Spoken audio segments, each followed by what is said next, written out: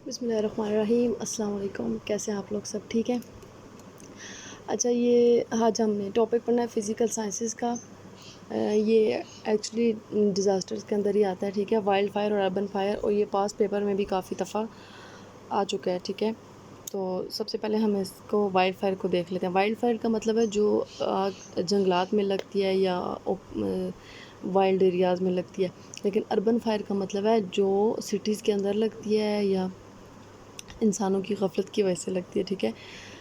ये यूजुअली जो लगती है वो समटाइम्स हीट वेव की वजह से लग जाती है, समटाइम्स जो आपकी होती है, थंडर लाइट होती है, उसकी वजह से भी लग सकती है, ठीक है?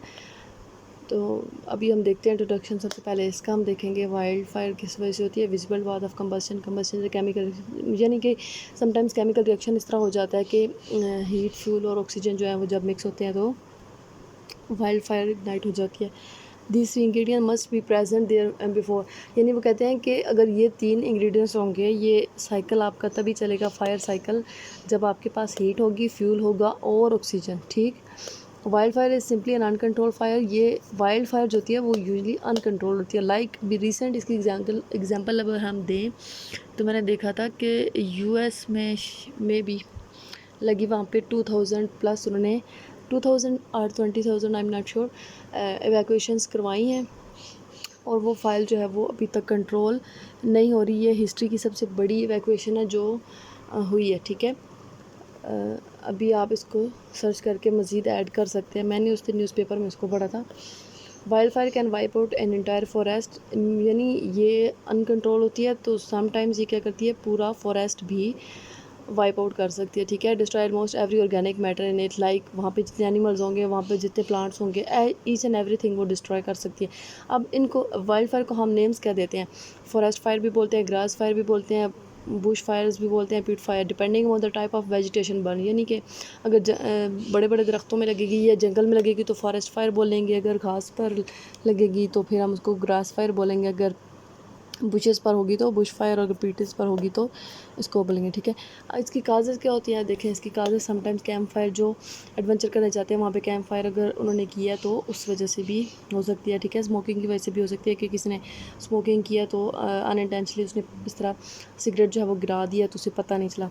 लाइटनिंग की वजह से हो सकती है। बर्निंग डिबरस, यानी कि लोग जब किसी को ऐसे एक्स्ट्रा जो चीज़ें होती हैं उनको बर्न करनी चाहते हैं तो वो अनकंट्रोल हो जाएगी। एक्सीडेंट्स आ रहे इक्विपमेंट, लाइक पेट्रोल का कोई टैंकर है तो वो अगर इस तरह उसका एक्सीडेंट हो गया, वो गिर गया, फिर एकदम से लग जाती है, ठीक है? या ड्राई वेदर की वजह से लग सकती है, आर्सन की वजह से, यानी कोई ख़ुद भी लगा सकता है, फायर वर्क्स जो हो रहे होते हैं उनकी वजह से भी हो सकती है। अब इफेक्ट्स क्या होंगे इसके? इसके इफेक्ट्स ये होते हैं कि अब जितना फ्लोरा फौना होता है, यानी जितने भी वहाँ पे एनिमल्स और प्लांट होंगे वो सारे डिस्ट्रॉय हो जाएंगे। हाउसेज भी होंगे तो वो भी डिस्ट्रॉय होंगे। इकॉनमी का लॉस होगा, यानी जितने अगर हम दरख्त हमारे लॉस होंगे तो वो अल्टीमेटली हमारी इकॉनमी का भी नुकसान होता है। लॉस ऑफ सॉइल, जितनी भी वहाँ पे सॉइल होगी ऑब्वियसली वो जब बर्न होगी तो वो सॉइल ख़राब हो जाएगी। लेकिन एडवांटेज भी होता है इसका, वाटर शेड और एरोजन हो जाती है। देखें जब दरख्त जो होते हैं वो आपके स्टॉपर्स होते हैं, यानी बैरियर का काम करते हैं कि पानी जब भी फ्लड आता है तो वो जब दरख्त होते हैं तो वो पानी थोड़ा सा उसकी स्पीड में कमी आती है। लेकिन जब जहाँ पे जिस एरिया पे बिल्कुल भी फॉरेस्ट नहीं होते तो वहाँ पे क्या होता है, एरोजन हो जाती है, वो पानी के साथ ही वो आपकी मिट्टी जो है वो चली जाती है। एयर पोल्यूशन हो जाएगा बहुत ज़्यादा, क्योंकि वो जितनी भी फायर बर्न होती है वो सारी हवा में जाएगी तो ऑक्सीजन के साथ कार्बन डाइऑक्साइड के साथ रिएक्शन करेगी। पॉजिटिव इसके कॉन्सिक्वेंसेस अब देख लेते हैं। वो तो हमें इफेक्ट्स देखे थे। पॉजिटिव ये हो सकते हैं कि आपका can serve to clean up, यानी जितना भी वहाँ पे डिके वगैरह होगा वो सब क्लीन हो जाएगा एक दफ़ा तो सारा कुछ ख़त्म ही हो जाएगा ना। Useful in maintaining the balance with in an ecosystem, यानी कि इससे क्या होगा कि बैलेंस क्रिएट होगा जब एक दफ़ा सारा कुछ बर्न हो जाएगा, नए सिरे से सारा कुछ हम उगा सकते हैं, ठीक है?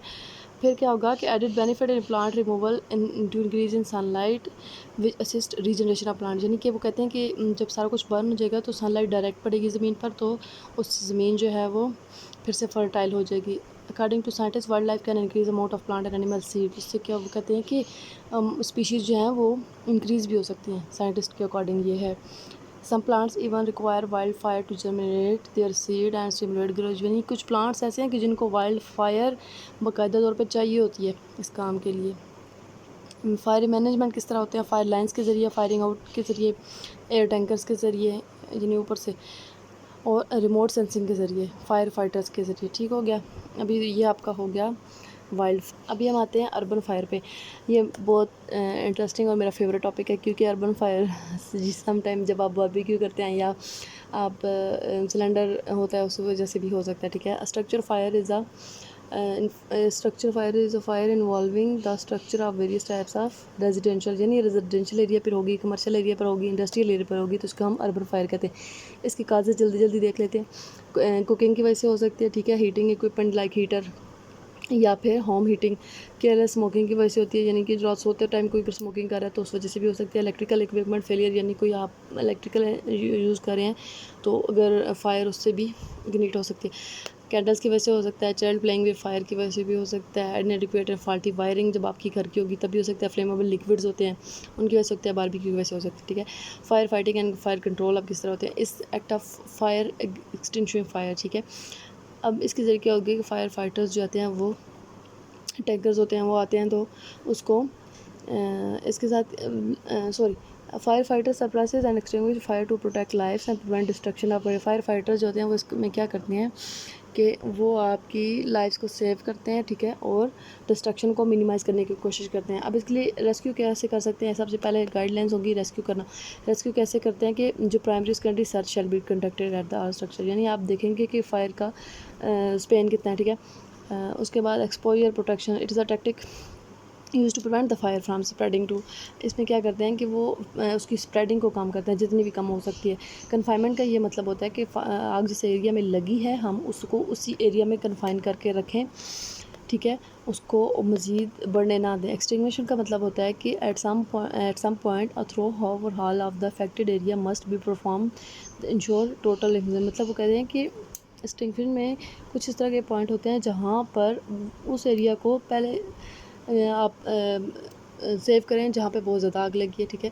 ओवरऑल का मतलब ये होता है कि tactic use to open and wide or hidden spaces where fire might be hide from, like जहाँ पे उन एरियाज़ को आप देखें जहाँ पे आपको पता है कि फायर थोड़ी सी अगर रह जाए तो वो दोबारा से पूरा उस तरह इग्निशन कर सकती है।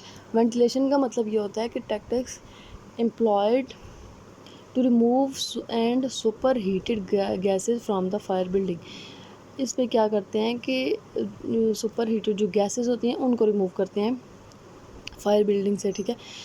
अब सैल्वेज का मतलब ये होता है कि water from the structure covering property with salvage overs removing property from fire building. ठीक है। यानी कि आप मज़ीद जो आग लगने वाली चीज़ें हैं उनको अगर हटाएं तो अब बच सकते हैं। ठीक है। अब इसका यूटिलिटी कंट्रोल कैसे कर सकते हैं कि शट ऑफ कर दें गैस, लाइक अगर आग लगी है तो आप अपनी गैस सप्लाई बंद कर दें, आप अपनी इन लाइट्स जो है वो इलेक्ट्रिसिटी सप्लाई बंद कर दें, मेन ब्रेकर है वो उसको भी ऑफ़ कर दें, लाइक उसको हम मिनिमाइज़ करने की कोशिश करें जितना भी हो सकता है। ठीक है। ये आज हमने 2 टॉपिक्स पढ़े हैं। ठीक है। ये मैंने आपको मेन आइडिया दे दिया है, तो बाकी आप लोग ख़ुद भी इसको मज़ीद सर्च कर सकते हैं और रिसेंट आप देख सकते हैं कि एग्जांपल जब आप CSS के एग्ज़ाम में एग्जांपल्स कोट करेंगे तो आपको उसके एक्स्ट्रा मार्क्स भी मिलते हैं। ठीक है। That's all for today. Thank you so much. हाफ़िज़। अगर आपको मेरा चैनल ज़रा सा भी अच्छा लगता है तो प्लीज़ प्लीज़ प्लीज़ प्लीज़ मेरे चैनल को सब्सक्राइब कीजिए और इसको शेयर कीजिएगा और मेरी वीडियोज़ को भी लाइक करिएगा। Thank you.